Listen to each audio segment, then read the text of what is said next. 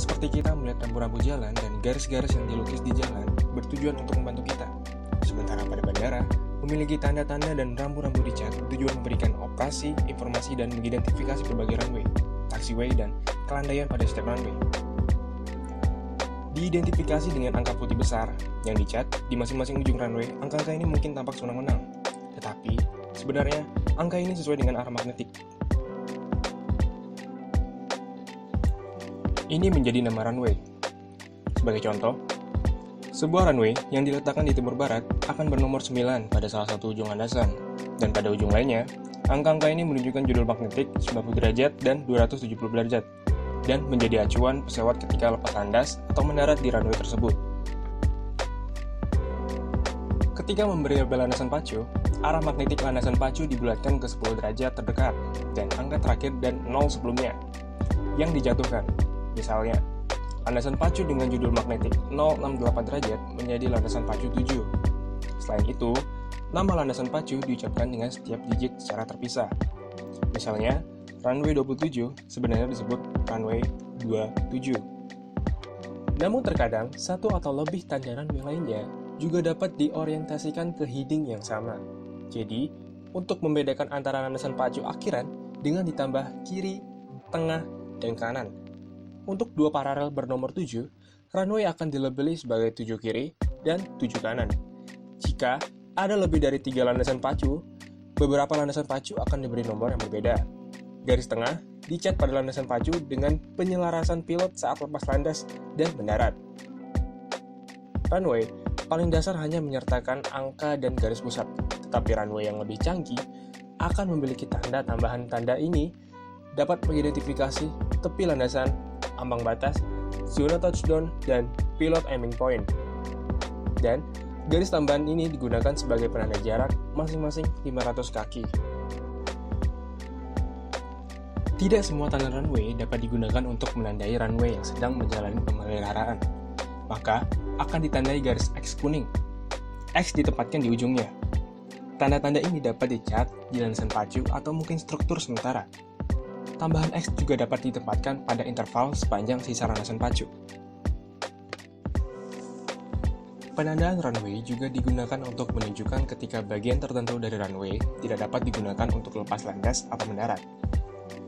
Jika bagian dari landasan dapat digunakan untuk taksi dan tinggal landas tetapi tidak mendarat, itu akan dilabeli sebagai ambang batas yang dipindahkan dan ditandai dengan panah putih. Mendarat di bagian landasan ini tidak diizinkan karena hujan atau penghalang buatan manusia. Akan membutuhkan jalur pendekatan pesawat untuk dipindahkan lebih jauh ke landasan untuk memberikan izin yang memadai. Namun, pesawat dapat menggunakan bagian landasan ini untuk memperlambat pesawat ketika berhenti setelah mendarat selama pendaratan, tetapi hanya ketika pendaratan itu dari ujung landasan. Bahu runway yang tidak dapat digunakan untuk lepas landas, taksi, atau pendaratan ditandai dengan chevron kuning. Area ini hanya dapat digunakan untuk darurat atau telah ditempatkan untuk membatas erosi tanah dari ledakan jet. Untuk melakukan perjalanan antara landasan pacu di landai parkir, sebagian besar bandara memiliki taxiway karena runway diberi label dengan nomor, sedangkan taxiway diberi penunjuk huruf. Sementara marka cat runway berwarna putih, marka taxiway berwarna kuning.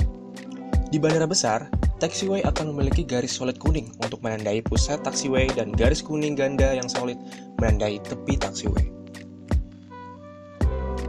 Ketika taxiway bersentuhan dengan runway, tanda posisi runway holding digunakan. Tanda-tanda ini mengidentifikasi di mana pesawat seharusnya berhenti ketika mendekati runway. Mereka terdiri dari 4 garis kuning, 2 solid, dan 2 daf memanjang di lebar-lebar taxiway. Garis solid selalu di sisi di mana pesawat seharusnya berhenti.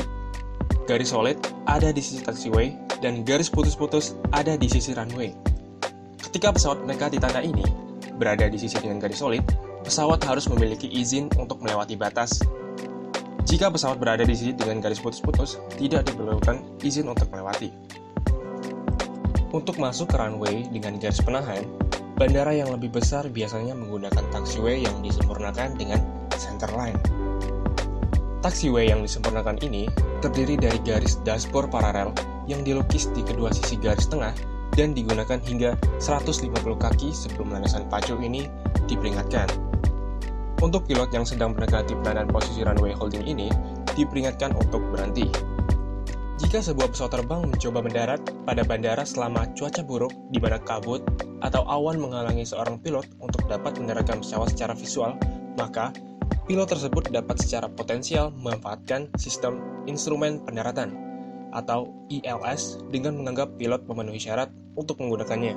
Dalam istilah yang disederhanakan, sistem ini mentransmisikan gelombang radio dari stasiun di bandara ke pesawat dan memandu pilot ke landasan. Dan ketika ada pesawat taksi, otomatis berpotensi memblokir gelombang radio ini dan mencegah pesawat yang mendekat untuk mendarat dengan sukses. Karena itu, area panahan tambahan mungkin juga ada untuk mencatat area kritis ILS ini dan mencegah pesawat yang diam untuk memblokir sinyal. Penandaan tanda untuk area kritis ILS terdiri dari dua garis paralel yang merentangkan lebar taxiway yang dihubungkan bersama dengan pasangan garis tegak lurus. Penandaannya menyerupai tangga. Harap dicatat, pilot tidak perlu menunda penandaan ini kecuali diinstruksikan secara khusus oleh ATC untuk melakukannya. Area parkir bandara disebut landai. Apron juga dikenal sebagai area non-pergerakan yang diizinkan untuk bergerak di atas apron ini tanpa perlu izin ATC. Kenapa begitu? Sebenarnya masuk akal, karena taxiway dan runway dianggap sebagai area pergerakan di mana izin diperlukan untuk bergerak.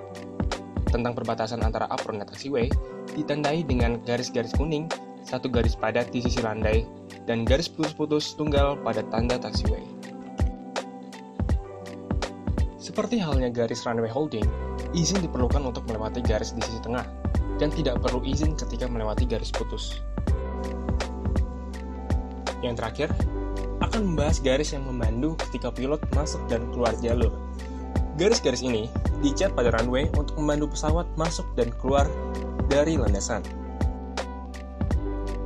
Sementara itu saja yang dapat saya sampaikan.